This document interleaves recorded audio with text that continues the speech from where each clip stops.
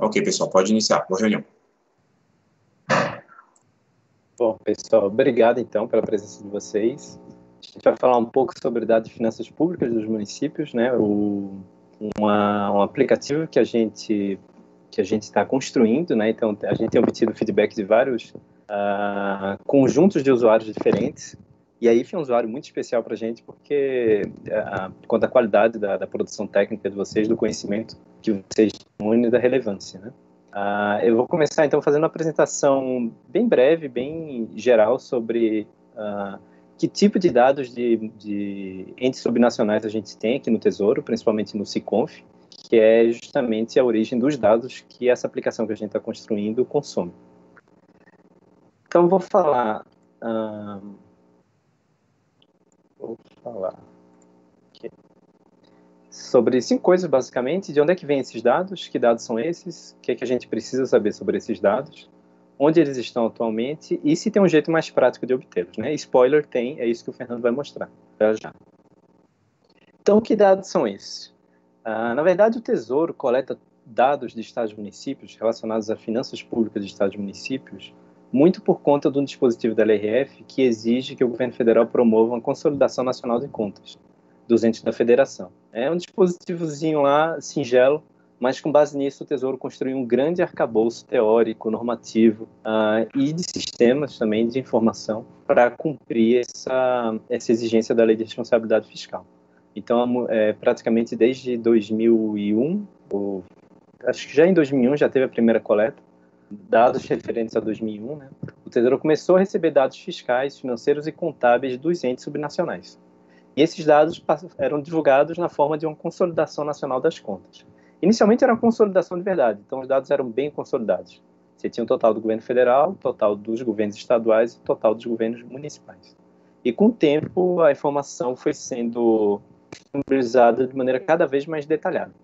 Para isso, foi feito um grande esforço de padronização para definir conceitos, definir formatos, tanto padronização da entrada da informação, ou seja, padronização da contabilidade de todos os entes da Federação Brasileira, quanto a padronização da saída da informação, ou seja, essas informações contabilizadas elas vão compor demonstrativos de relatórios, e esses demonstrativos, que são tabelas, na verdade, têm formatos pré-definidos por meio de manuais que o Tesouro edita anualmente, agora não anualmente, mas era anual, desde muito tempo atrás, né? São os manuais de contabilidade aplicada ao setor público e o manual de demonstrativos fiscais.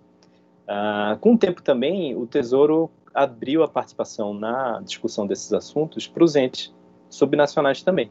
Então, hoje em dia, toda a discussão relacionada às questões que estão normatizadas, tanto no Manual de Contabilidade aplicado ao setor público, quanto no Manual de Demonstrativos Fiscais e no próprio sistema de coleta das informações, que é o SICONF, do qual eu vou falar já já, ele envolve a participação de entes subnacionais, né? O Tesouro tem uma câmara técnica, era um grupo técnico, depois virou uma câmara técnica, o formato mudou um pouco ao longo do tempo, mas na prática é um fórum onde participam representantes de estados, municípios e de tribunais de contas, além de associações de municípios, associações de tribunais de conta, né, como a Tricom.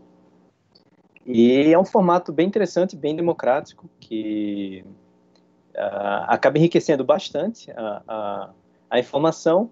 Por outro lado, acaba que os demonstrativos foram ganhando uma complexidade com o tempo, às vezes até um pouco assustadora. Assim. Se olha demonstrativos, por exemplo, como o demonstrativo da despesa com educação, que é um demonstrativo que, na sua essência, existe para dizer se o ente está cumprindo ou não o percentual mínimo de aplicação de recursos em educação, e essa informação, na verdade, ela está diluída num monte de informações adicionais que foram sendo incorporadas nesse demonstrativo ao longo do tempo. Esse é o nosso grande desafio, entender toda essa complexidade, e são estruturas que mudam de um ano para o outro, né, também. Então, o demonstrativo pode ter uma cara no ano seguinte ele vai ter novas colunas, novas linhas, e isso acaba sendo um desafio para quem trata com esse tipo de dado.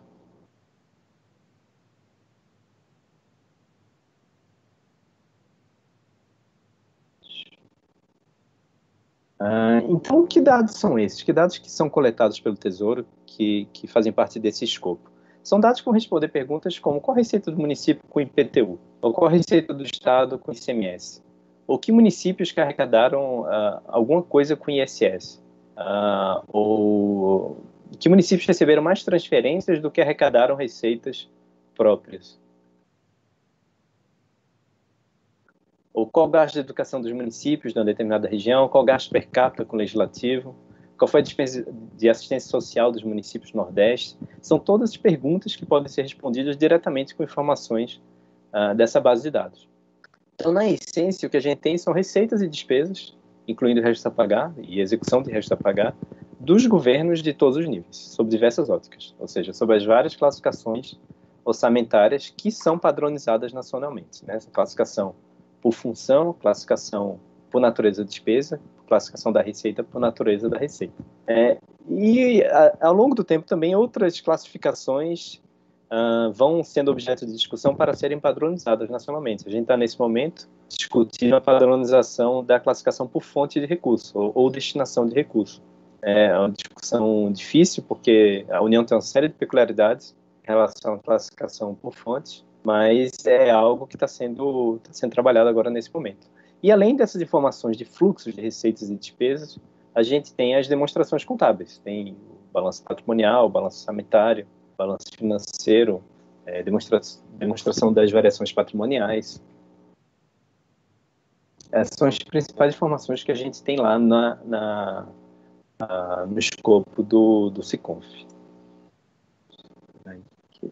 Então, o nosso desafio de tratar com essas informações é que essas informações, na verdade, estão espalhadas em vários relatórios periódicos. Cada relatório desse é composto de várias tabelas que são feitas de linhas e colunas. Então, no final das contas, você tem um volume de dados assim assustador. O volume atual do SICONF, o manual talvez possa me corrigir, mas ele está na casa dos terabytes já. E tende a aumentar muito mais, porque tem um esforço bastante ambicioso agora de aumentar a granularidade da informação que é coletada por meio da tal da matriz de saldos contábeis. Ou seja, a ideia seria que o Tesouro não coletasse mais os demonstrativos fiscais prontos, mas coletasse a própria contabilidade bruta em nível detalhado suficiente para reconstruir esses demonstrativos fiscais. Esse ano o Tesouro já começou a coletar suas matrizes de saldos contábeis, e assim, a perspectiva é muito boa em relação a isso, porque a gente teria informações de estados e municípios em um nível que a gente nunca teve, detalhado, além daquele detalhamento exigido dos demonstrativos fiscais, e isso pode representar um ganho muito grande. Então, a gente tem 3 grandes conjuntos de informação que acabam encerrando, né, todas as informações que eu falei aqui, de receita, despesa, balanços patrimoniais. Então, a gente tem o relatório resumido da execução orçamentária, o relatório de gestão fiscal e as contas anuais. O relatório resumido da execução orçamentária é um relatório bem tradicional, um relatório exigido desde a Constituição Federal, né, de 88, exigido por todos os entes, todos os governos têm que publicar um relatório resumido de execução orçamentária, só que com a LRF ele acabou ganhando uma outra importância, porque a LRF acabou estruturando a forma dando uma estrutura básica na forma desse relatório, e os manuais do Tesouro acabaram detalhando aquilo que a LRF estruturou. O relatório de gestão fiscal é um relatório quadrimestral para a maioria dos entes, semestral para os municípios pequenos, que serve justamente para demonstrar o cumprimento dos limites trazidos pela LRF.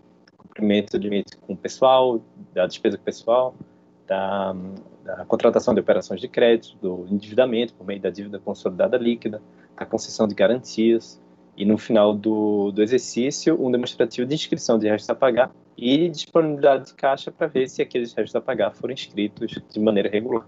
E como eu falei, a base para tudo isso seria essa matriz de saldos contábeis. A matriz de saldos contábeis seria a contabilidade praticamente bruta dos entes subnacionais no nível que possa reconstruir esses três grandes conjuntos de informação.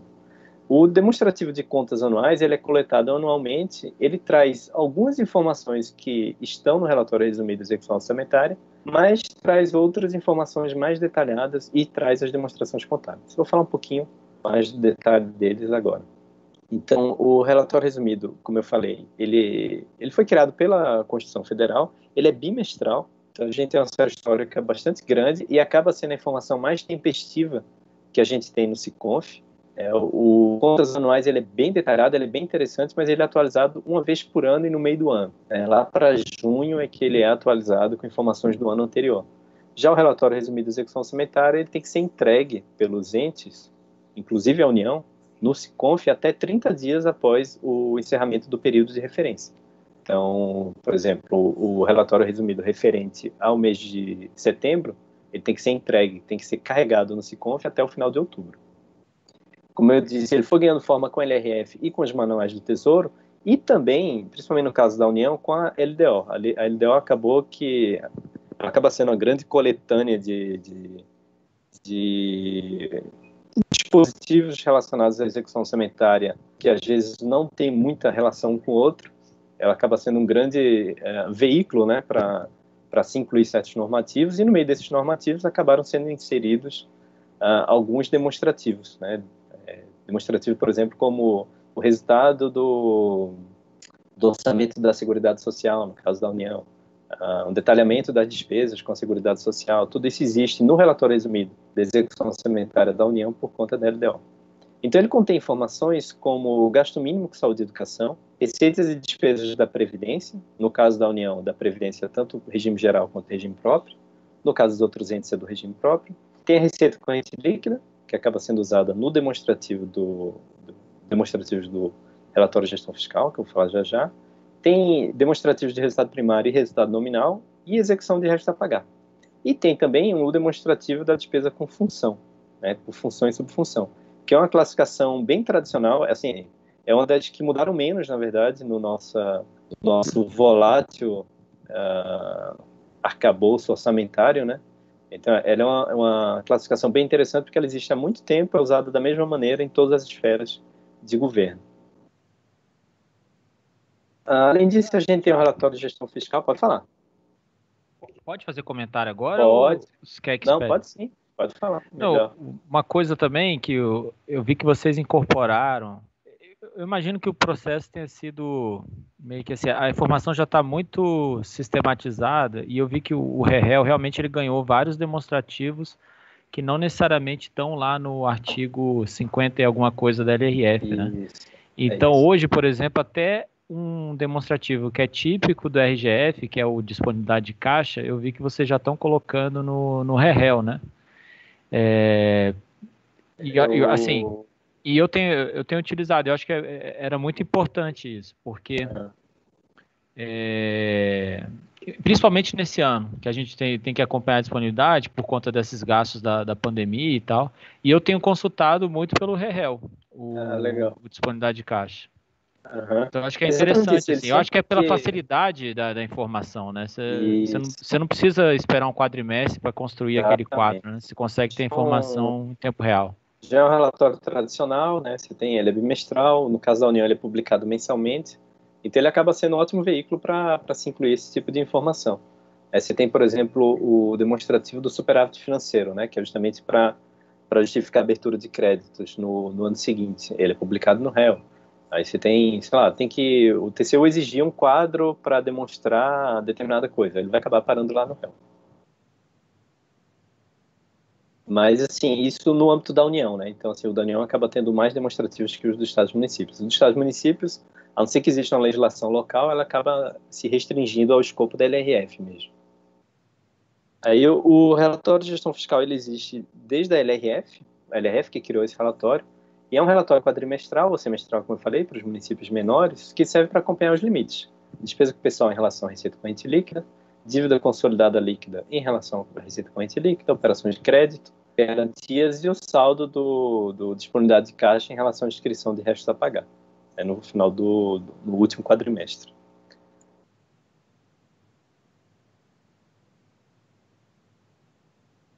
Por fim, a gente tem o demonstrativo de contas anuais, que, na verdade, é o demonstrativo que é coletado há mais tempo de estados e municípios. O REU e o RGF foi ao longo desse processo que eles acabaram sendo coletados também, mas lá atrás o que era coletado sempre foi esse demonstrativo de contas anuais, que era assim, ele não tinha um formato pré-determinado, sujeitava a nenhum tipo de normativo, e ele acabava coletando receitas e despesas no nível mais detalhado possível, despesas por natureza de despesa, receitas por natureza de receita, e as demonstrações contábeis.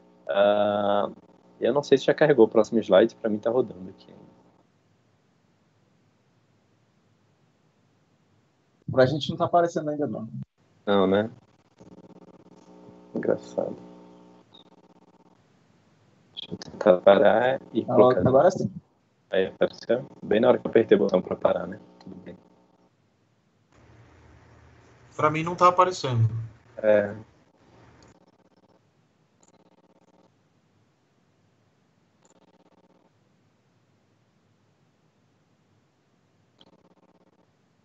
Estamos no slide 13. Três grandes conjuntos de informação, contas anuais.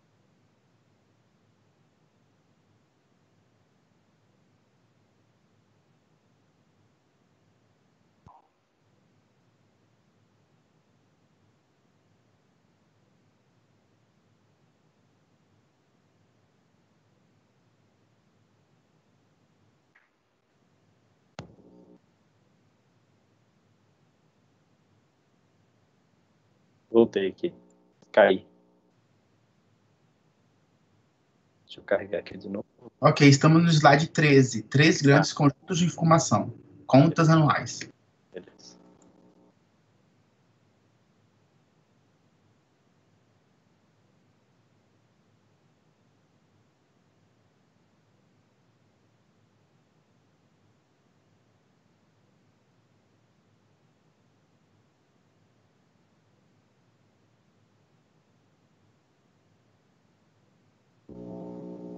Bom, eu vou falando enquanto ele não abre aqui, porque senão a gente vai ficar parado aqui durante muito tempo.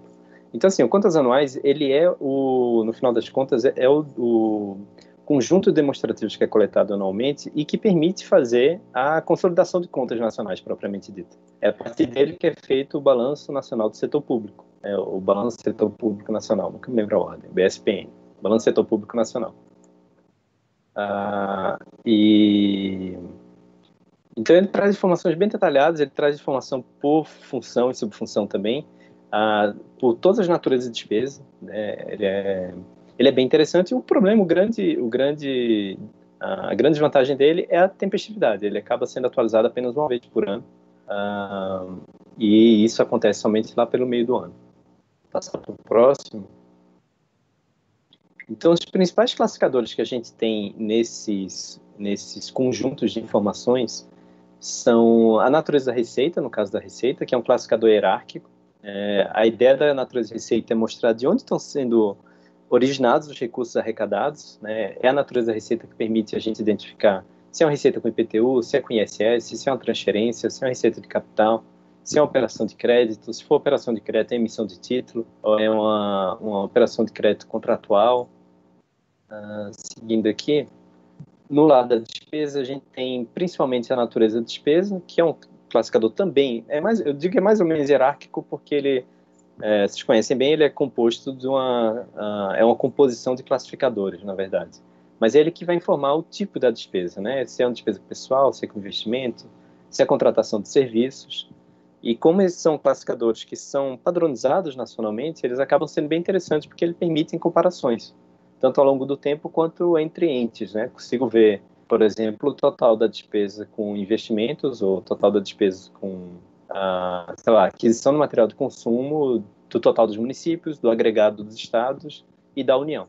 E, por outro lado, tem o classificador das despesas por função e subfunção, que eu tinha mencionado, que vai indicar mais ou menos a área em que está classificada aquela despesa e que acaba sendo bem interessante também porque permite os estudos bem legais de você comparar como é que está distribuída a atuação governamental nas 3 esferas de governo. Então, se eu pego, por exemplo, a gente fez um trabalho desse no BSPN 2018.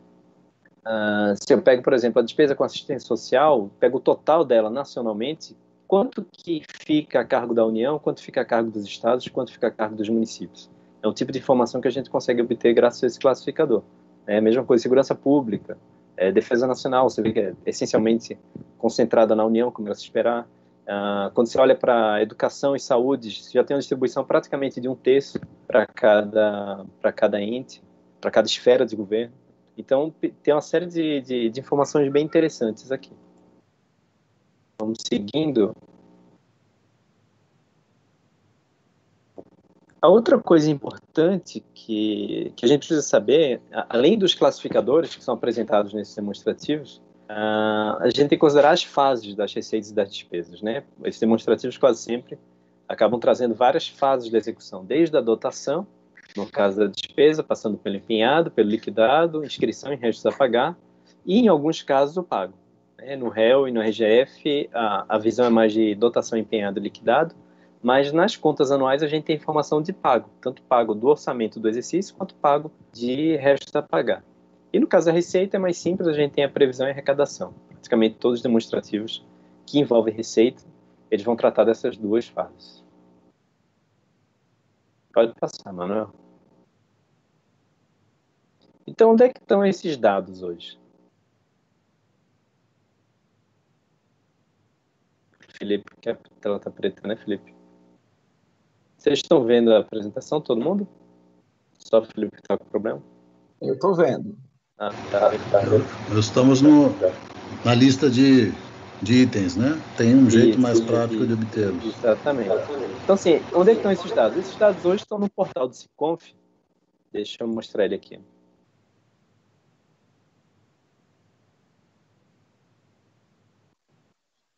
A tela está preta para o Thiaguinho, ou para Felipe e para a Tuane.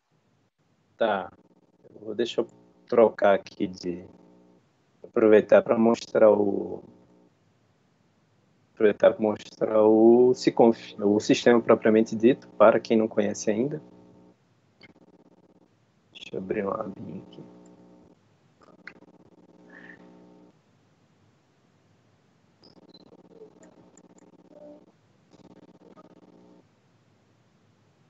Deixa eu mostrar aqui.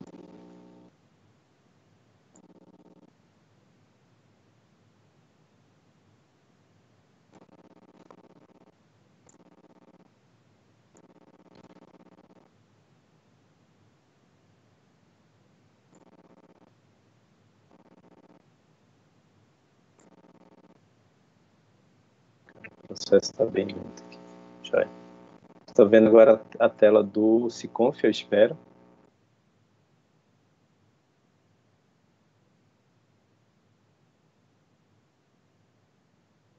Que beleza.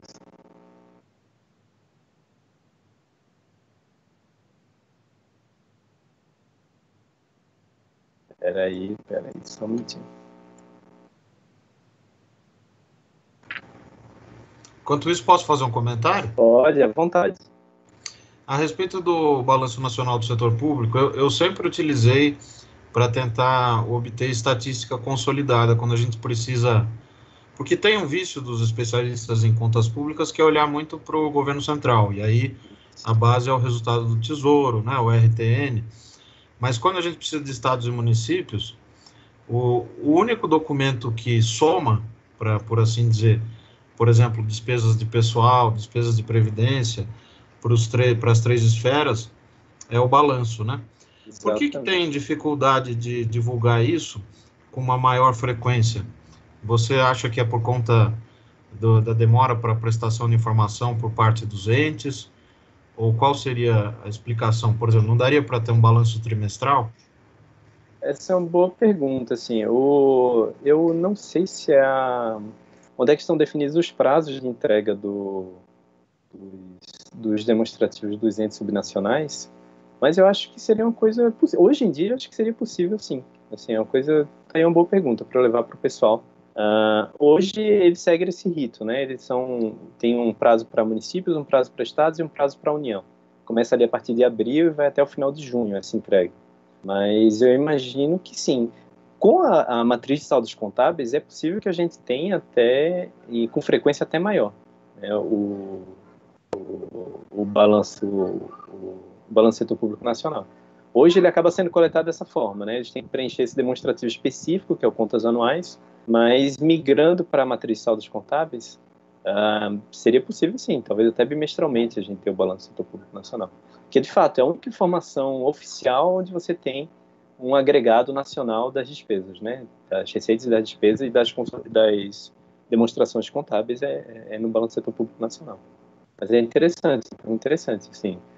Hoje em dia já não tem tanta justificativa para ser simplesmente anual. Ou ter 6 meses de atraso entre o fechamento do exercício e a publicação dele. Então, isso aqui é o SICONF. Hoje, tradicionalmente, se você precisa de informação do SICONF, você pode acessar essa aba aqui, Consultas, e a gente tem, basicamente, esse consulta FINBRA, que é onde a gente tem as informações de contas anuais do RGF e do réu. Então, por exemplo, se a gente for lá em contas anuais, eu posso selecionar aqui o exercício, eu tenho lá desde 2013, o escopo, posso pegar, por exemplo, eu quero pegar todos os municípios, e aí definir qual é a tabela que me interessa. Peguei 2020, isso não existe ainda, né? E aí eu posso pegar a tabela que me interessa. Eu tenho a execução de resto a pagar, a execução de resto a pagar por função, as despesas por função, as despesas orçamentárias, que são por natureza de despesa, e as receitas orçamentárias. E aí fora as demonstrações contábeis, variações e o balanço patrimonial. Então você pode ir um por um desse daqui, ele vai baixar esses demonstrativos para todos os municípios numa tabela só. Aí ele vai vir com todas as linhas, todas as colunas. Então, assim, às vezes às vezes é overkill, porque você está pegando muito mais informação do que você precisa, e às vezes é um underkill, porque você está pegando menos informações do que você deseja, principalmente em relação aos exercícios, né? Se eu preciso, por exemplo, quero fazer uma série histórica desde 2013, eu teria que entrar em cada exercício desse, baixar todas as tabelas e depois processar cada um desses dados. Mas é algo que tem funcionado muito bem aqui esse tipo de consulta. A gente tem tanto para o contas anuais quanto para o réu e para o RGF.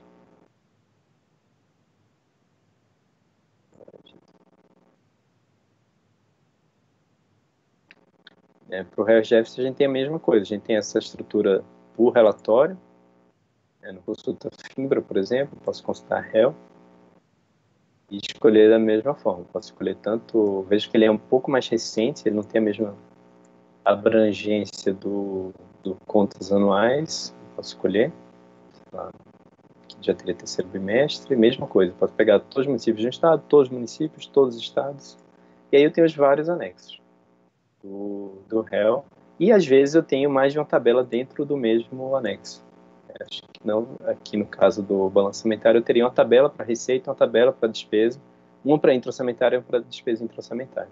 Então veja que assim, ele é bem poderoso, que ele vai te trazer todos os municípios de uma vez só para aquela tabela. Se você quer juntar todas as tabelas, você teria que fazer várias consultas. Se você precisa de vários exercícios, você precisaria fazer várias consultas e depois juntar tudo isso. Então, a ideia que a gente está propondo aqui com esse sistema que o Fernando vai apresentar é justamente facilitar o acesso a esses dados. Das duas formas, tanto em termos de abrangência, facilitar você buscar informações que estão espalhadas em vários demonstrativos ou em vários exercícios, e ao mesmo tempo ir direto ao ponto que você quer. De repente você está interessado num conjunto de municípios, está interessado numa mesorregião, está interessado num conjunto de estados. E aí isso permite esse acesso de uma maneira mais efetiva. Então, na verdade, não tem mais nada a acrescentar, era mais ou menos isso. Era justamente o último tópico, era ter uma maneira mais prática? Tem, e é essa que o Fernando vai mostrar. Esse aplicativo que a gente está desenvolvendo e que a gente espera obter feedback de vocês para justamente direcionar.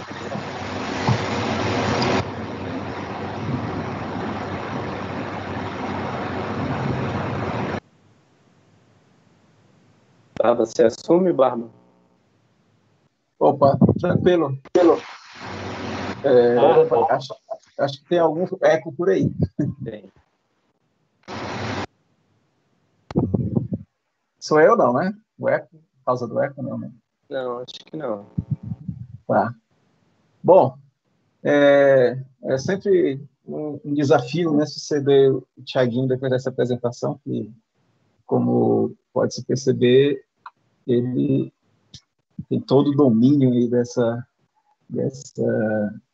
assunto, desse tema, né, que é tão importante para a nossa transparência de finanças públicas, mas pelo menos aqui eu tenho umas coisinhas divertidas de mostrar, então tira um pouco o peso, né, de suceder o Thiaguinho aqui, tá? Eu vou compartilhar a tela para já ir logo mostrando o nosso aplicativo, tá? Como é que eu faço para compartilhar a tela? Eu não estou vendo o íconezinho de compartilhar a tela. Será que o Thiago tem que sair? Não.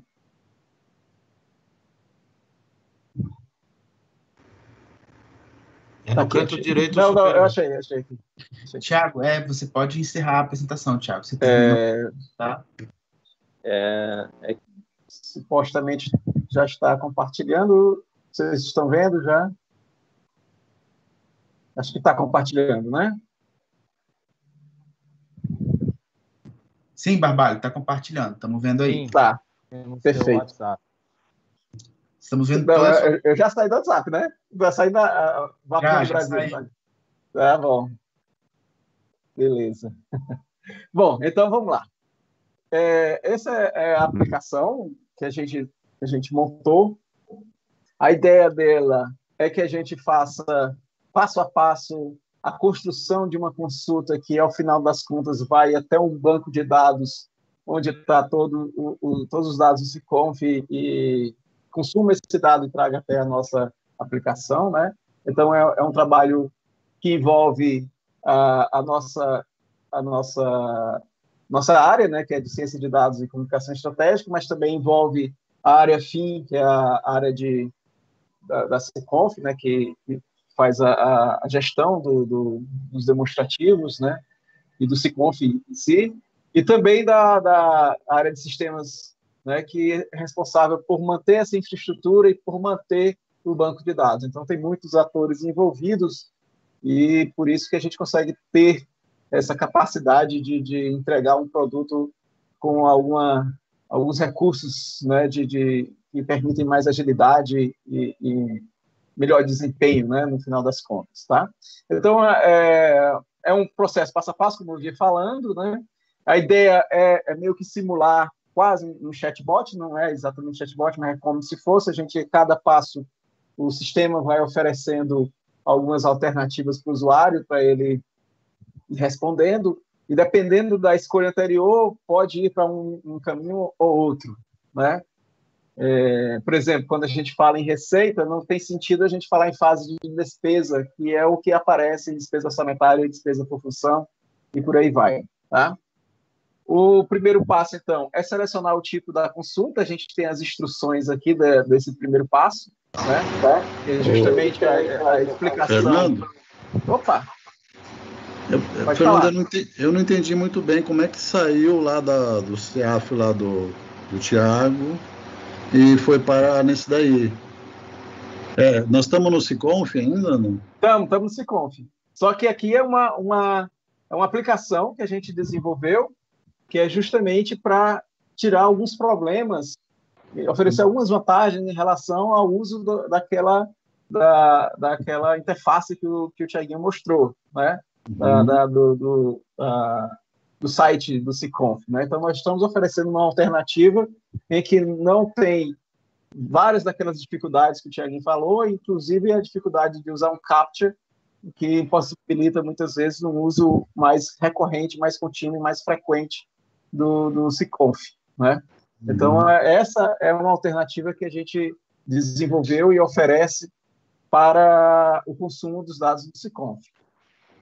Mas está junto lá com o Siconf? Não está junto com o Siconf. Está nesse endereço aqui, tesouro.gov.br/interface-Siconf, e a gente não colocou ainda, mas vai ficar hospedado no Tesouro Transparente, que é a nossa página de transparência lá do Tesouro Nacional. Ok? Bem, então, assim, o primeiro passo é justamente escolher o tipo de consulta.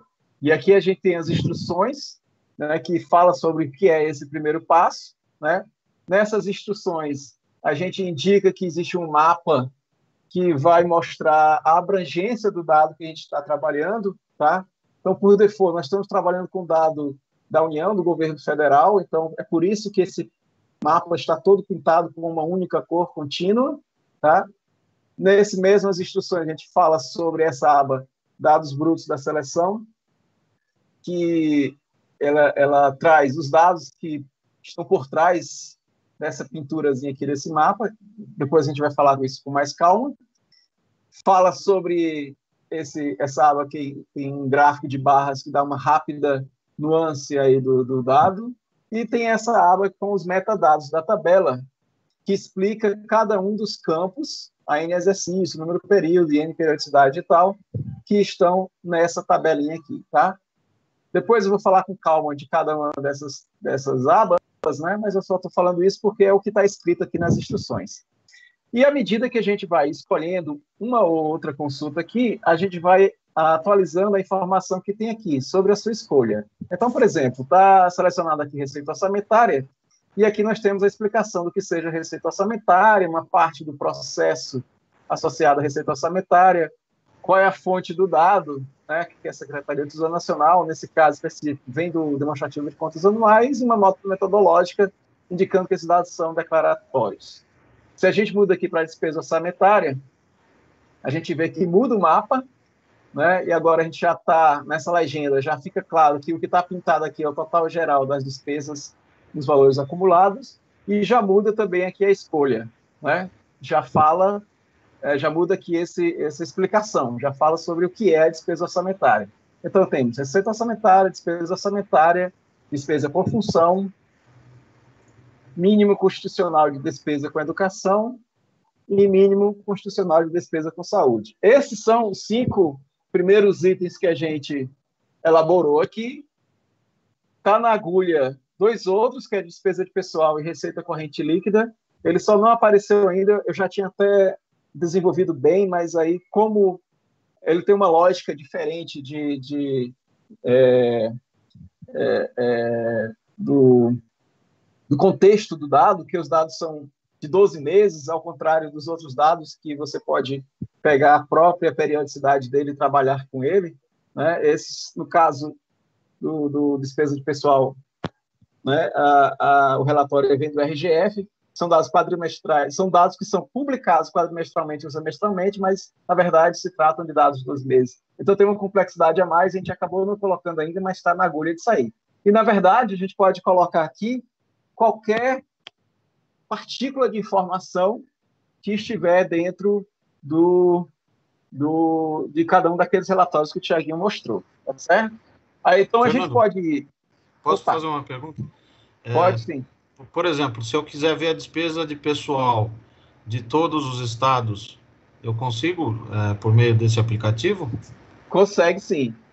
Na hora em que eu colocar aqui despesa de pessoal aqui como uma das opções, né, que não está ainda, mas a gente está preparando, como eu falei, você vai conseguir ver isso com muita facilidade. Na verdade, falta muito pouco para eu divulgar aqui. Mas vocês vão ver, né, especialmente quando a gente tratar aqui de despesa por função, fica muito fácil de verificar esse tipo de informação para um conjunto de entes federativos. Certo? E dá para exportar também essas informações em planilha? Dá sim. Essa é a grande sacada aqui que a gente acha que vai agregar valor aqui, tá bom? E vai então, mesmo. Rapidamente aqui, né, no Receita Orçamentária, como a gente falou, ele vai trazer o demonstrativo com todo. Então, nesses dados brutos da seleção aqui vai estar todo o demonstrativo para o ano que a gente escolheu. Nesse caso aqui é o ano de 2019. Então, como tem todos os dados, você pode fazer, no final das contas, alguma, por exemplo, uma visualização de dados semelhante a essa que eu fiz aqui, que eu divulguei no meu Twitter e que teve um like, se não me engano, do Daniel e acho que também do Felipe, tá? Que é justamente como... Live, retweet, teve tudo. Teve tudo, né? Foi mesmo, teve retweet e tudo mais. Palminhas. Como, então, os diversas receitas do governo federal, no caso, né, elas vão se juntando em agregadores, né, intermediários até chegar no total da receita, né?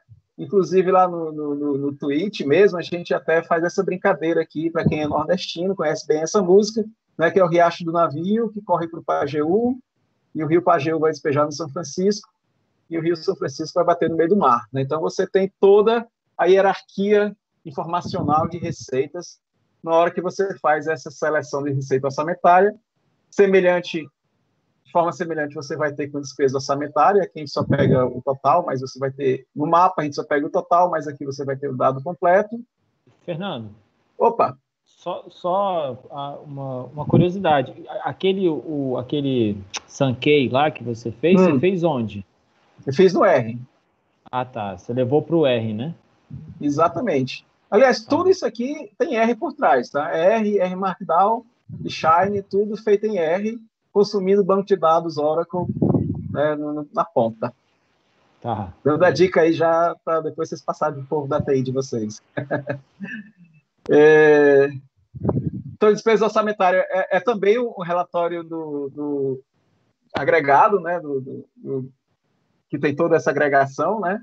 A despesa por função ela é mais específica, como a gente vai ver daqui a pouco, e os dois mínimos constitucionais de despesa com a educação e despesa com saúde, que são duas informações que a gente considerou muito importante por conta das eleições municipais. Aliás, a gente teve até uma certa pressa em liberar logo esse produto, justamente para tentar coincidir com o calendário das eleições, para que um dos nossos grandes clientes que a gente espera do nosso grupo de trabalho, que é de comunicação estratégica, são justamente jornalistas de dados. Não à toa que a gente já mostrou isso para o povo lá da Escola de Dados, e em breve a gente quer também mostrar para a Associação Brasileira de Jornalismo Investigativo. Então, por conta disso, a gente imagina que vai ter muito interesse nos gastos de despesa com educação, e em tempos de pandemia, muito provavelmente também vai ter interesse nos gastos com o mínimo constitucional em saúde. Mas eu vou querer avançar no passo a passo, usando a despesa por função como o nosso exemplo, tá? Então, primeiro passo, então, é a escolha do tipo de consulta, do relatório, da informação que a gente quer.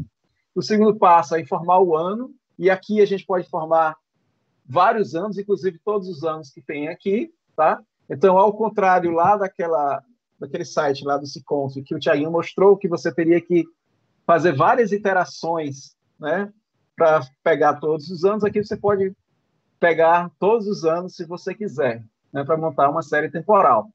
Só que você tem um trade-off aí que você acaba também demorando um pouquinho mais.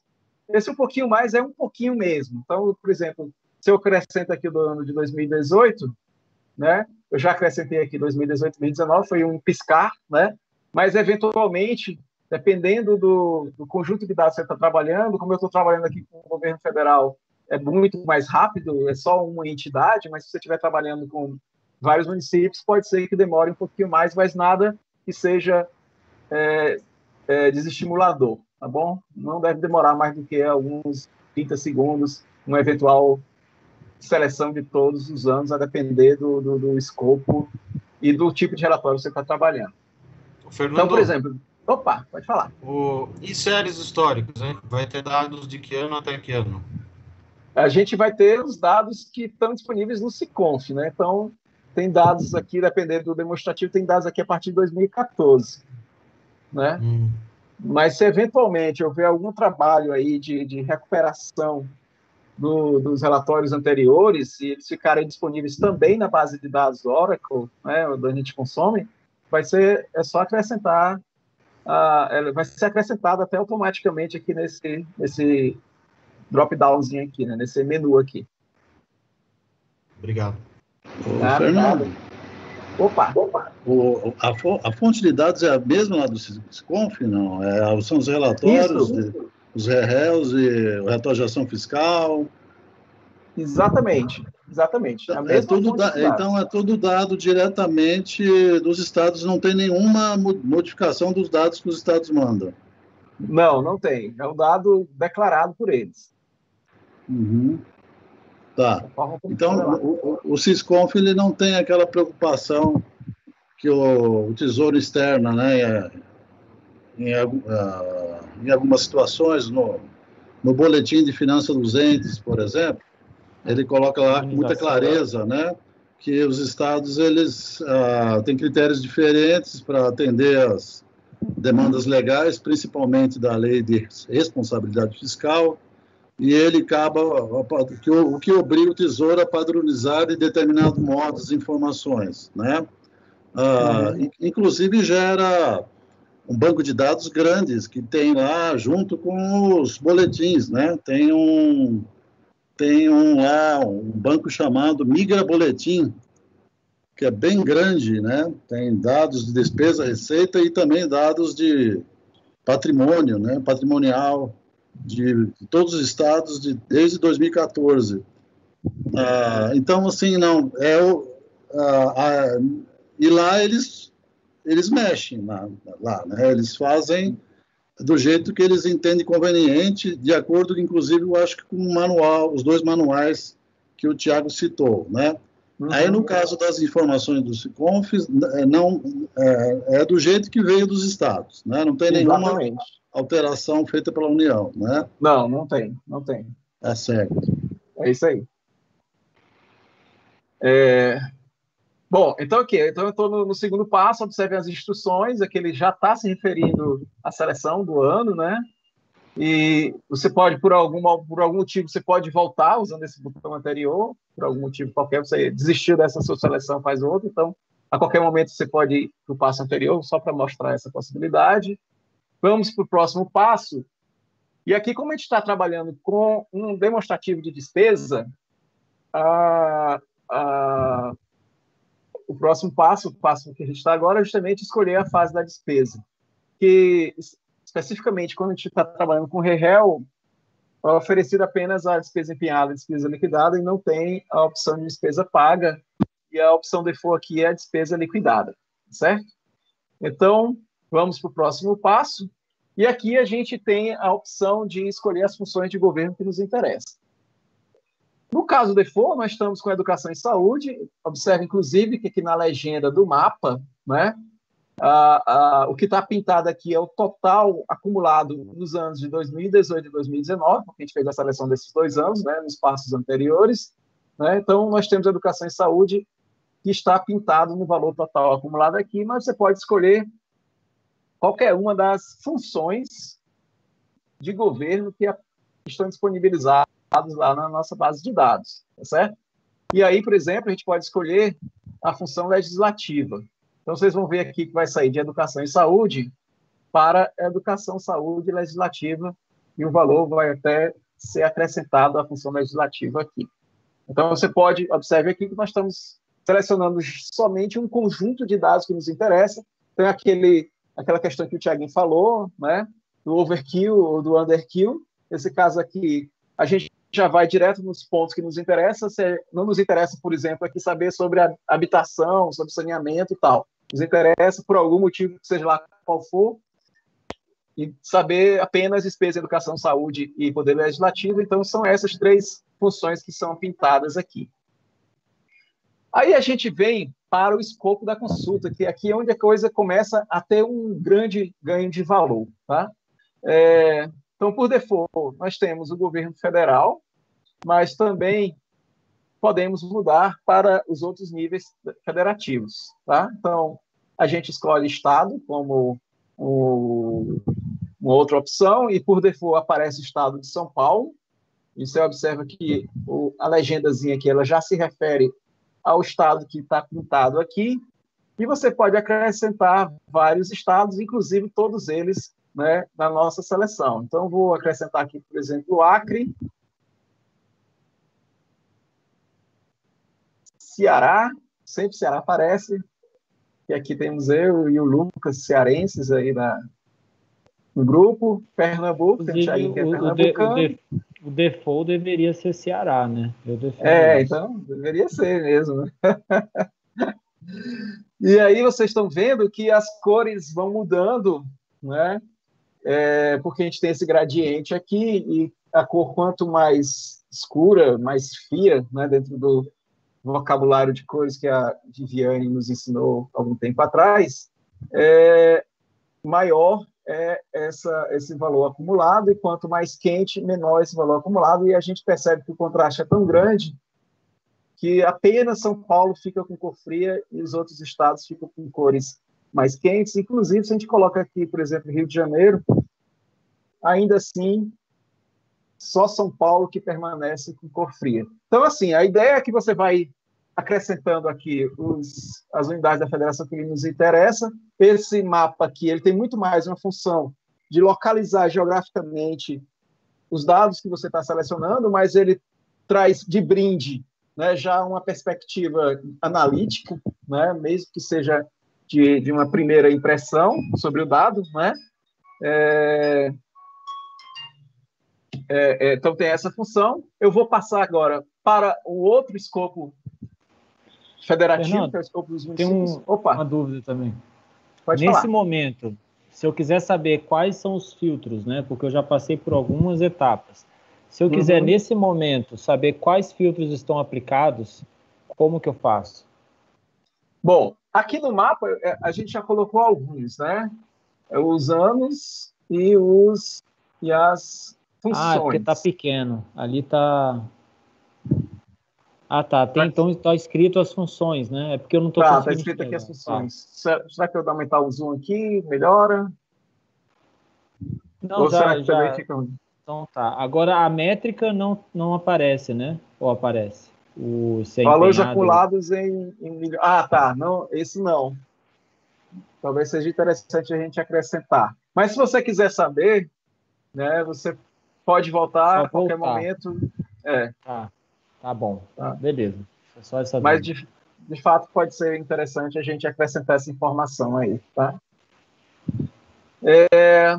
Municípios, então, é o outro nível federativo, né, que a gente trabalha e que é muito importante para esse momento que a gente está agora de eleições. Então, de novo, a gente tem o município default, e nesse caso é o município de São Paulo, e por conta da diversidade de municípios, aqui a gente passa a dar informação não por valor total, mas um valor já distribuído por habitante, né?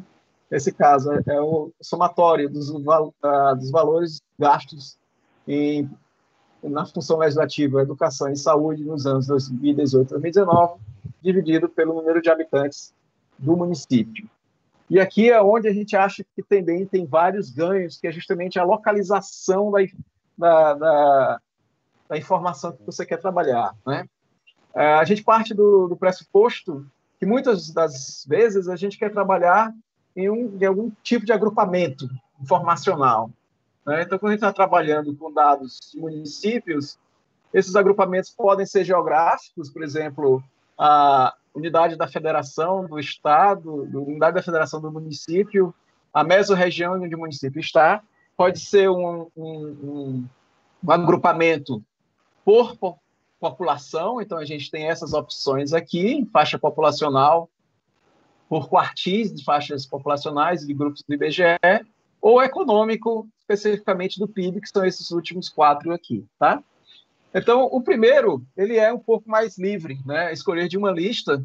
Aqui você pode colocar qualquer um dos 5.000 e tarará municípios brasileiros e escolher livremente aqui, sem nenhuma intenção mesmo até de agrupamentos. Então, você pode, qualquer critério que seja da sua pesquisa, fazer misturas as mais diversas.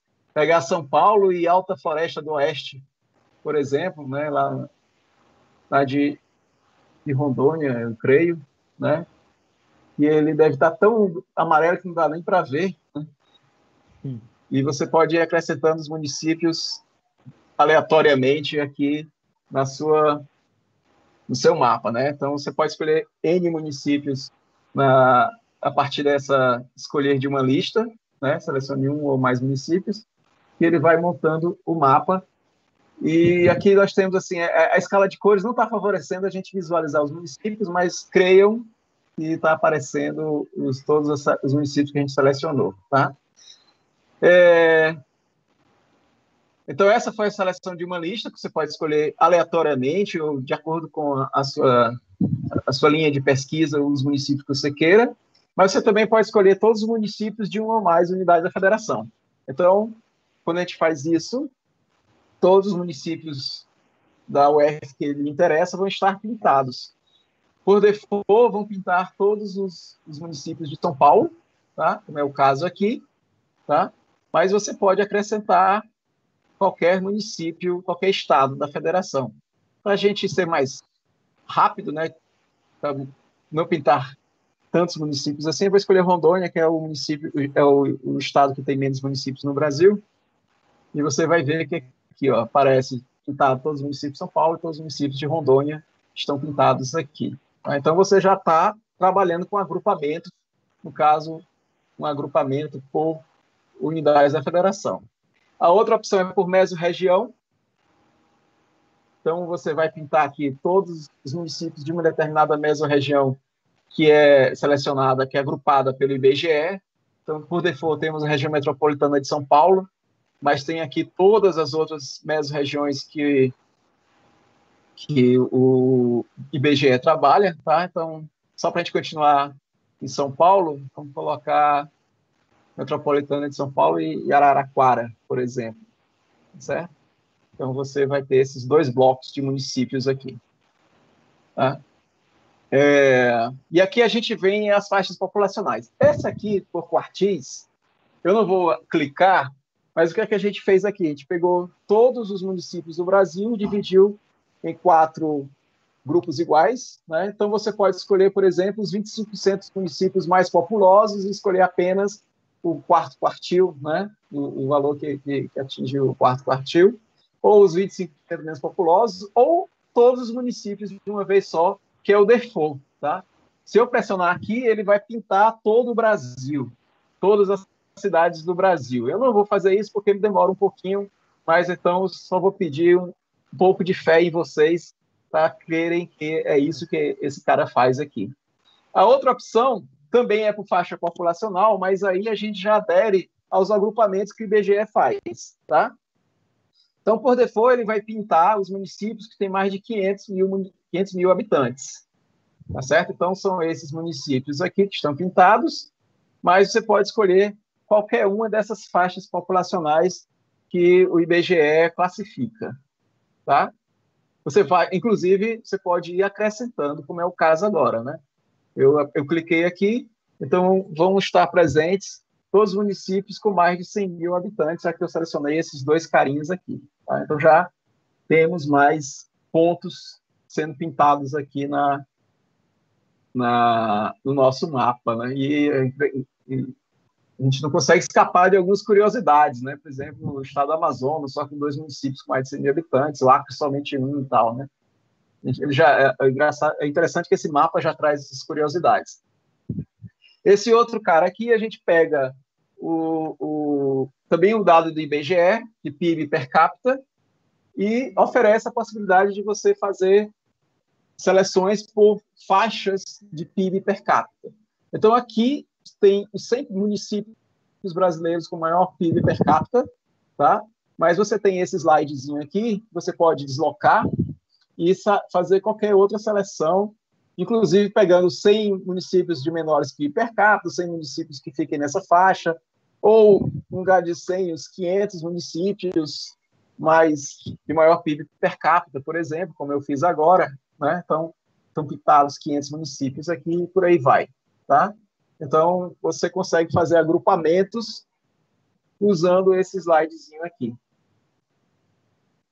Da mesma forma, você pode fazer com o PIB total. Aquele ali era o PIB per capita, esse aqui é o PIB total. Aqui são os 100 municípios mais ricos do Brasil, né, pelo critério do PIB, né? E você pode, tal como da outra vez, mexer esse slide aqui e escolher qualquer outra faixa de municípios. De novo, usando os dados do IBGE, a seleção que a gente pode fazer aqui é a principal atividade econômica do município. Por default, ele vai mostrar a atividade econômica de mais serviços pela classificação do IBGE. A gente selecionou porque é o que mais agrega valor, né, pelo que a gente viu. Tá? Mas você tem a opção de escolher qualquer uma dessas outras atividades que são listadas pelo IBGE, como está mostrado aqui. Tá? Isso aí é a KNAI? Esses dados? A gente pegou esses dados lá daquela base do IBGE, do perfil dos municípios. Perfil dos municípios, isso. Aí eles quebram lá o PIB por atividade econômica. Tá. Eu acho até que a gente tem esse... Não, a gente não tem aqui, mas até seria interessante a gente colocar o local da gente tira esse dado. Por último, a gente pega novamente essa tabela aí, né, do perfil dos municípios, que o Thiaguinho falou, e a gente fez um trabalho, né, aí já é um trabalho nosso de machine learning, onde a gente fez uns clusters utilizando os elementos componentes do PIB, né, dos municípios, tá? Então, o que foi que a gente fez? Eu vou mostrar aqui o texto que trabalha um pouco com esse que mostra o que a gente fez e já dá alguns insights desse trabalho, tá?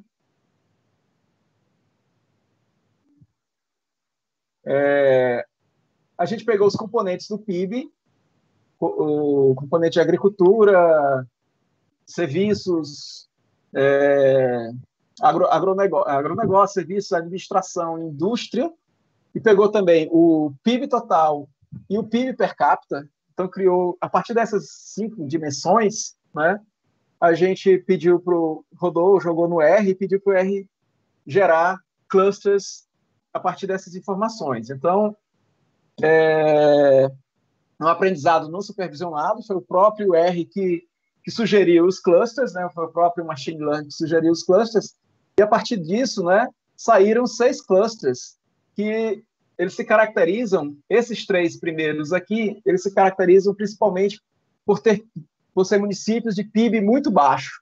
O que diferencia um do outro, é que o PIB 1 é muito mais lascado do que o PIB 2, que é muito pior que o do PIB 3, tá?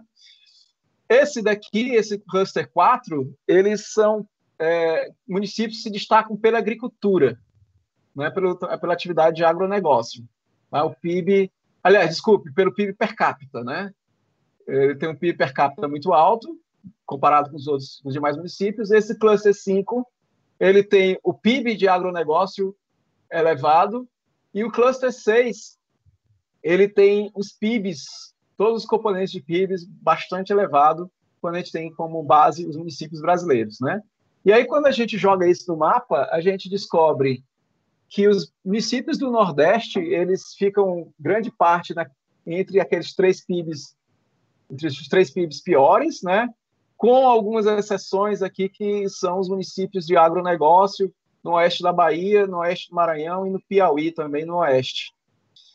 A gente encontrou aqui uma região que a gente chamou de Go West, né? Onde muito forte o PIB do agronegócio, né?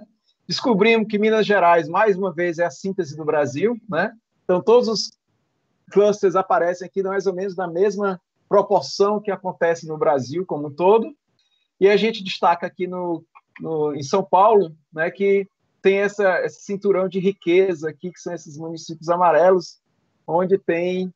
Aqui nós temos um cluster geográfico e um cluster econômico, né, que são os municípios que são de maior PIB, principalmente o PIB de serviços e indústria, né, que são os destacados aqui.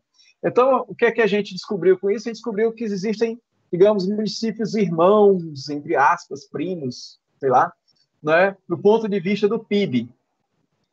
Então, quando a gente seleciona aqui São Paulo, nessa opção aqui, né, de puro agrupamento econômico, a gente recorre a esse cluster, a esse machine learning que a gente fez, e ele devolve todos os municípios que estão no mesmo cluster, que é o cluster 6, aqueles municípios mais ricos do Brasil, tá certo? Então, esses caras aqui são os primos de São Paulo do ponto de vista do PIB. Se a gente escolher aqui Fortaleza, vai dar o mesmo resultado, porque eles estão no mesmo cluster. Tá? O mapa vai estar pintado do mesmo jeito. Tá? Mas se a gente escolhe Luiz Eduardo... Você conhece ou com Z? Luiz Eduardo Magalhães, lá na Bahia, dica aí que o Thiaguinho deu da outra vez, a gente vai ver municípios que estão no cluster 5, que são os municípios onde é forte o PIB agropecuário. Né? Então, são esses municípios aqui. De novo, aqui a concentração do centro-oeste, o Pará aparecendo fortemente, oeste da Bahia, com alguns municípios, Maranhão e Piauí também com alguns municípios. Tá? Então, você tem essa possibilidade de fazer esse tipo de seleção. Perfeito? Então, aqui, esses são os filtros que a gente trabalha para municípios. Então, municípios, você tem uma grande variedade de opções de análise, são muitos municípios, então você acaba precisando de alguma coisa como essa para você focalizar o seu tipo de estudo. E agora, vou pegar esse último agrupamento aqui para dar uma analisada nas outras abas, tá? Então, aqui, nessa aba Dados Brutos da Seleção, a gente vai responder uma pergunta que foi feita. A gente pode exportar isso para uma planilha? Pode. Nós temos aqui... Travou aqui. A gente tem aqui a opção de fazer download para Excel ou download para CSV. Pode até jogar para PDF, mandar para a impressora ou copiar, tá? Pode copiar o que está em tela, né? O que está aqui nessa grade, você pode copiar e jogar para uma planilha, por exemplo, né? Ok? Mas o que a gente recomenda, principalmente para trabalho com ciência de dados, é baixar para CSV. Você aperta aqui o botãozinho CSV, ele vai salvar o arquivo, rapidamente salva o arquivo, tá lá disponível para ser trabalhado. Certo? Nesse caso aqui, ele gerou um arquivo de aproximadamente 2 megabytes, está aqui o arquivo para você trabalhar, certo? Eu não tenho um Excel instalado na minha máquina, ele tenta abrir no Excel, mas você pode abrir com qualquer, até com editor de texto, caso você queira trabalhar com CSV, tá? E nessa tabelinha aqui, você pode browsear os dados, então você pode fazer consultas específicas, né, para pegar só um subconjunto de dados. Então, vamos pegar, por exemplo, Itaqui, que é esse município que aparece aqui de cara. Vai dar um search. Esse search aqui ele vai pesquisar por qualquer uma dessas colunas, mas você pode fazer consultas específicas por cada uma dessas colunas aqui, tá? Você pode fazer, então, dois tipos de consultas. Uma consulta geral, você coloca aqui Itaqui, onde aparecer Itaqui, em qualquer uma das colunas ele vai filtrar, ou você pode fazer por coluna. Então, eu fiz aqui o meu filtro e aparece 48 linhas. Por que aparece 48 linhas? Porque eu estou trabalhando com 2 anos, cada ano de informação são 6 bimestres, tá? Então, você vai ver aqui, se eu fizer um filtro aqui, por exemplo, para pegar só 2019, tá? Vocês vão ver que se eu fizer a organização aqui pelo número de período, vocês vão ver aqui, ó, primeiro bimestre, segundo bimestre, terceiro, quarto, quinto, sexto bimestre. E aqui vai aparecer despesas liquidadas no bimestre e a função saúde, legislativa e educação, os valores dessas funções e a quantidade de habitantes, tá? Aqui indica se a despesa ela trata de despesa intra-orçamentária ou não. Nós temos essa informação aqui que indica qual foi a hora em que essa informação foi adicionada lá no banco de dados, no Oracle da gente, e aqui a data hora que você fez essa consulta, né? Foi agora há pouco, 17h15, são 17h18, 3 minutos atrás, tá? Então, você pode fazer o filtro. Se você fizer o download desse cara aqui, vai aparecer somente essas 24 linhas que você fez o filtro, né? Então, você tem essa opção de trabalhar com digamos, esse Excel interno aqui do aplicativo, tá? O gráfico, né? Você vai agora ter um screenshot aqui da série temporal, né? 2018, 2019. Então, ele vai somar os 6 bimestres de cada um dos municípios e depois de cada um desses municípios ele vai somar nos entes federativos. A ideia aqui é muito mais para você ter uma visão, principalmente um pouco aqui da distribuição por ente federativo e também do crescimento de um ano para o outro, né, do volume gasto, no caso aí da educação, saúde e legislativo. Como eu falei da outra vez, esse metadados da tabela vai explicar cada um daquelas colunas aqui de dados brutos da seleção. Então, por exemplo, alguma coisa que é bem importante, né? A periodicidade, né? Vai mudar essa informação de acordo com o relatório que você está trabalhando.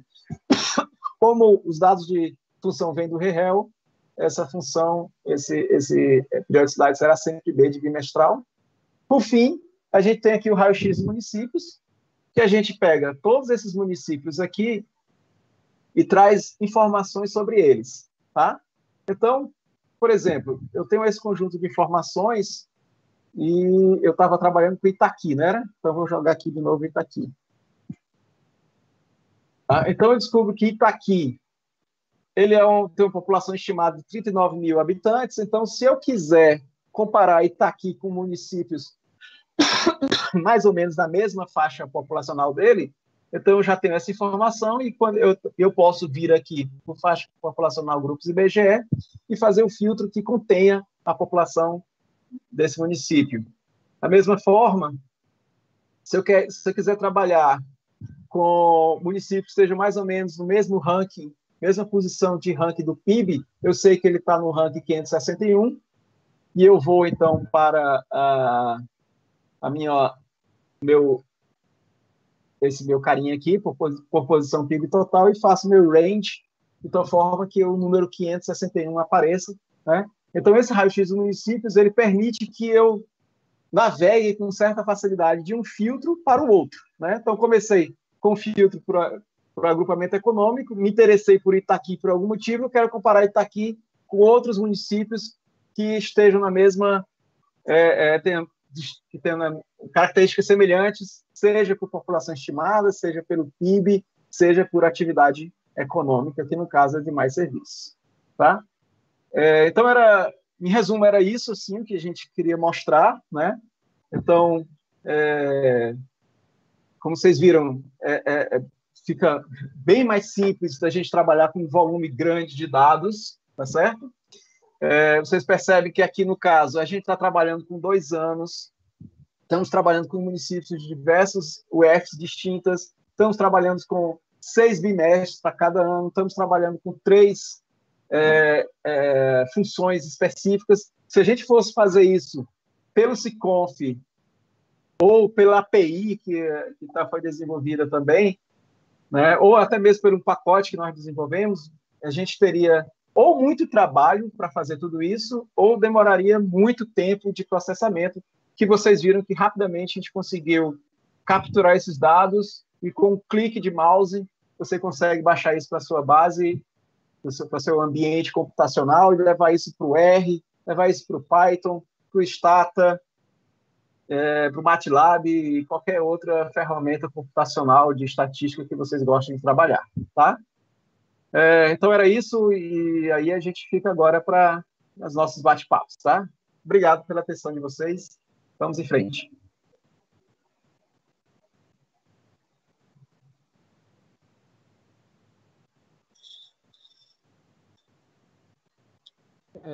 Felipe, você quer falar?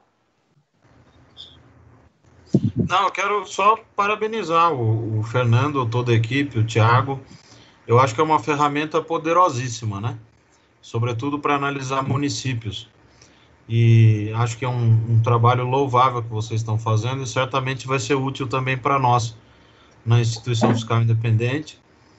Eu acho que o SICONF ele já foi um avanço, mas tem ainda muitos problemas, né? O próprio boletim dos entes subnacionais tenta consolidar, corrigir problemas, mas tem problema de defasagem também, demora na divulgação. Eu acho que é mais uma iniciativa, e uma iniciativa importante nessa agenda de análise do problema fiscal federativo, que vai ser um dos problemas centrais, né, para o equilíbrio fiscal nos próximos anos. A gente sabe que a situação fiscal da União é ruim, mas a dos estados e municípios é pior ainda, porque eles têm menos instrumentos para fazer frente à crise fiscal, a questão da renegociação de dívidas, da própria geração de receita própria, e muitos municípios e estados dependem de transferências do governo central. Então, parabenizar vocês, essa coisa de analisar os municípios por agrupamento econômico, né, pelos clusters, é bem interessante, porque imagina você fazer isso a partir dos dados coletados na mão lá no SICONF, seria muito mais demorado, muito mais difícil. Então, é isso. E da nossa parte, a gente vai trabalhar também para poder aproveitar ao máximo nos nossos estudos, análises. Na nossa equipe está aqui o Alessandro Casalec e o Pedro Oliveira também. Eles são os que mais mexem com programação e tudo. Certamente vai ser muito útil para a gente. Parabéns. Obrigado, Felipe. Pessoal, parabéns, também achei excelente ferramenta, acho que era o que faltava mesmo. Eu confesso que aquela interface lá do SICONF, ela é útil, mas de fato para construir informações para além daquilo ali sempre foi um problema, né? Então, assim, de certa forma, cria uma resistência para a gente usar aquela plataforma lá do site, aquela interface lá que existia, né? Essa coisa de ter que pegar um a um. Eu sempre tive um pouco assim de resistência a usar aqueles dados, né? Aí, assim, eu tenho duas perguntas, eu acho que é mais em termos de potencialidade da ferramenta. A gente viu ali que tem alguns anos, você tem desde 2014 ou 2013, Thiago? Eu não lembro, Fernando. 2013? 2014. 2014. Até desde quando vocês acham que podem... Até onde vocês acham que podem chegar, indo para trás? Vocês acham que a partir de 2013 para trás não tem como consolidar as informações? E a outra pergunta...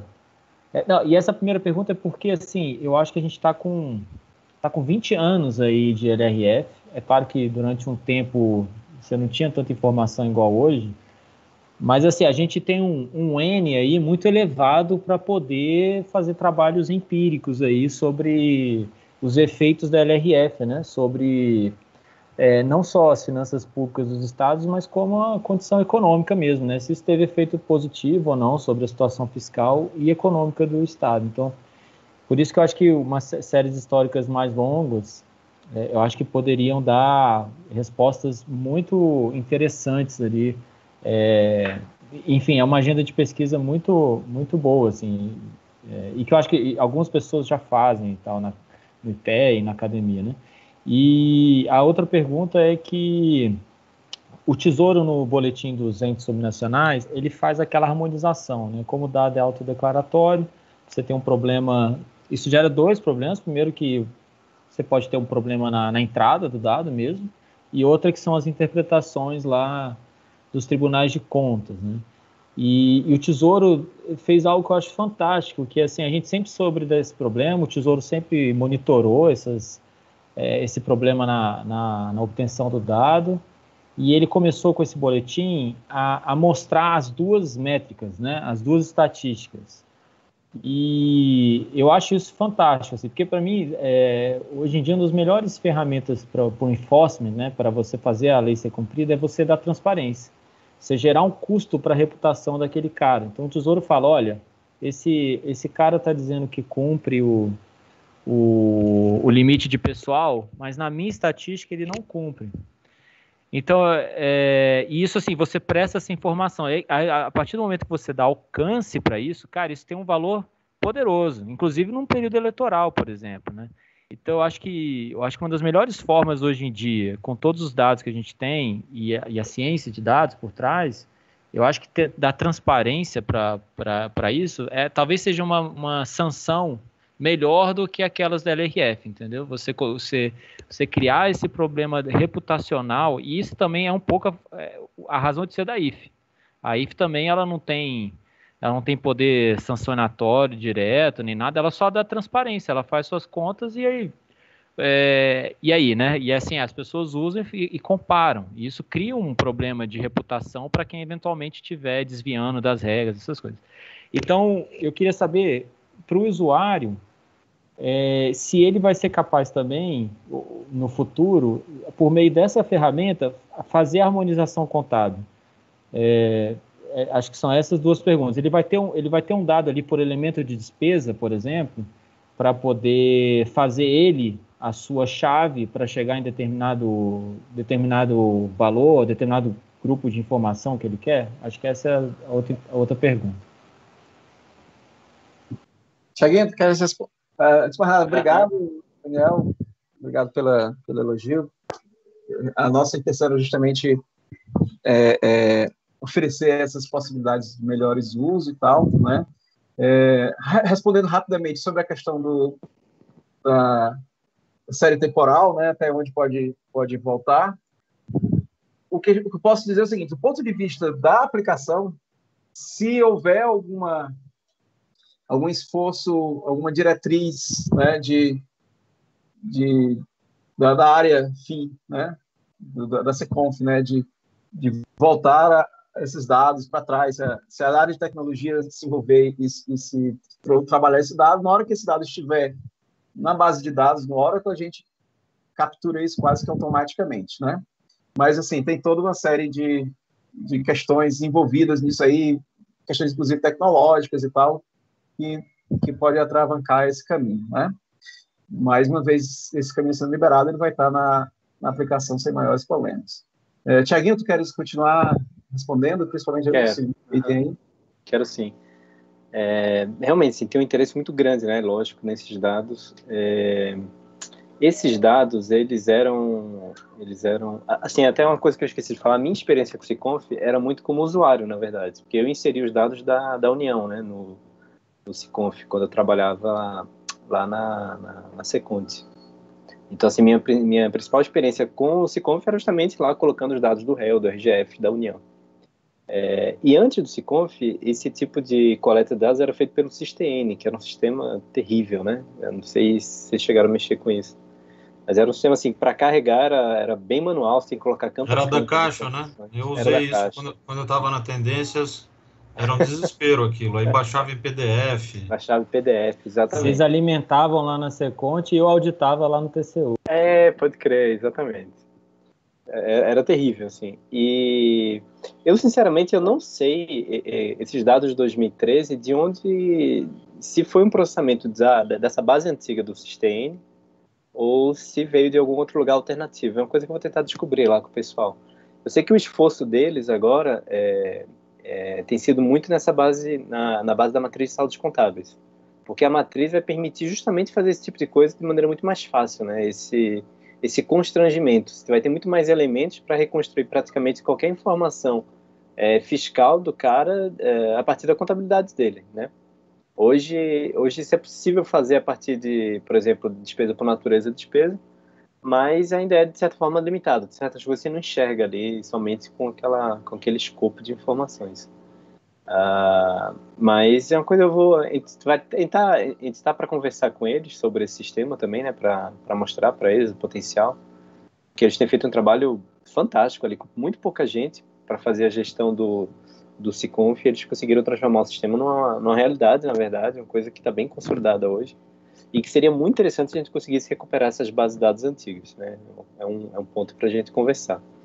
No boletim, o José até mencionou lá, né, que tem a série histórica, o boletim ele alcança dados de estados e eu acho que de capitais. Eles não fazem aquela análise para os demais municípios. Então, por conta do volume, justamente, né? Então, assim, a vantagem do Siconf, apesar de você ter o dado bruto, não ter aquele tipo de correção que é feita, mas pelo menos você tem uma cobertura muito maior. Você tem praticamente todos os municípios, né? Você está com o índice de entrega acima de 95% no Siconf. Então, assim, eu acho que é sim possível fazer várias daquelas análises que é feita hoje. O próprio Tesouro faz, né? Tanto no boletim quanto o pessoal lá da Seconf, que é responsável pelo Siconf, eles também fazem, eles publicam como é que eles chamam? É o réu gerencial, não? Como é viver? Eu esqueci o nome. Hã? Réu em Foco? Réu em Foco, isso. O réu e o RGF em Foco. E lá eles já fazem esse tipo de coisa, eles fazem esse recálculo da despesa pessoal, por exemplo. E isso é feito justamente com a base de dados atual do Siconf, não é feito com a matriz ainda. Então é possível, assim, uma vez que você tem todos os dados lá no Siconf e eles estão acessíveis por meio dessa ferramenta, é possível sim, em tese, você reconstruir ali os demonstrativos e recalcular, principalmente a despesa pessoal dos entes subnacionais. Então isso seria um resultado bem interessante. Porque o legal do papel de vocês é justamente esse, você não tem sanção, mas sua fala foi perfeita. Às vezes, melhor do que uma sanção é você constranger o cara, né? Tem que dar explicação para todo tipo, explicação para Tribunal de Contas, para a imprensa, para a sociedade civil organizada. E isso acaba sendo muito mais efetivo do que uma sanção de um tribunal que as pessoas nem ficam sabendo, não dão a menor importância, na verdade.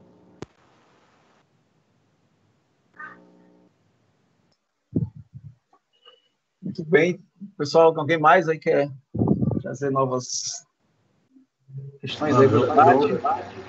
Se vocês estiverem encerrando, eu quero agradecer, então. O Tiago, o Fernando, eu quero agradecer a exposição aí, que eu achei excelente, viu? Legal. E também parabéns aí pelo trabalho de vocês aí, todos aí. Achei muito bacana isso. Isso tudo aí que vocês fizeram aí, né? Bem interessante mesmo, com os municípios aí, principalmente. Parabéns, viu? E agradeço muito aí a exposição. E também já vou pedindo paciência aí, se a gente entrar em contato querendo tirar dúvida, né? Não, já tá às ordens. Já vamos pedindo autorização já, né? E a gente faz o meio campo também, se for alguma coisa que está além do nosso alcance ali, a gente procura lá no Tesouro quem tem essa informação para trazer para vocês também. Eu encho muito o saco lá, né? Eu encho muito o saco da Priscila, por exemplo. Uhum. Aí é bom que tem mais gente para diluir, né? Exatamente. Eu tenho uma dúvida. Eu vi que vocês usaram o Shine para fazer a interface. Ele apresenta muito problema com processamento. Então, por exemplo, muita gente usando ao mesmo tempo vai dar algum problema, assim? Bem, até agora a gente não chegou a ter problemas de estresse, né? A gente imagina que não vai ter muita concorrência, né? Mas a gente não chegou a ir atrás dessa problemática, até porque pela própria natureza do dado, né, que é um dado muito específico para uma situação mais de um grupo muito especializado e tal, e a forma como a gente construiu a aplicação, que são consultas no SQL rápidas, né, que não deve gastar muito tempo aí nessa prendendo, locando a base de dados, né? Então isso deve ser um problema pequeno, né? Do ponto de vista do Shine, a gente tem uma estrutura, nossos colegas da infraestrutura fizeram um parque tecnológico excelente aí, né? Depois, eventualmente, vocês podem até entrar em contato com eles, eles sabem explicar isso melhor, né? Então, tá com uma certa resistência à falha, né? Assim, eles conseguem trabalhar bem, né? Com várias questões de requisitos não funcionais, né? Mas, assim, de fato mesmo, a gente vai perceber isso mais agora, quando, eventualmente, isso se disseminar mais, né? Excelente. Gostei muito, ficou muito bom. Parabéns. Obrigado, valeu. Obrigado mesmo.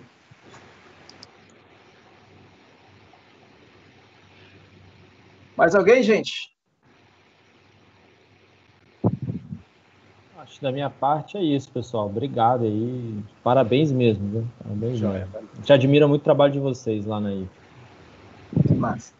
Muito bom, Fernando. Obrigado. Muito bom. Obrigado, Felipe. Valeu, gente. Excelente trabalho. Muito eu bom. tenho uma sugestão. Se a gente...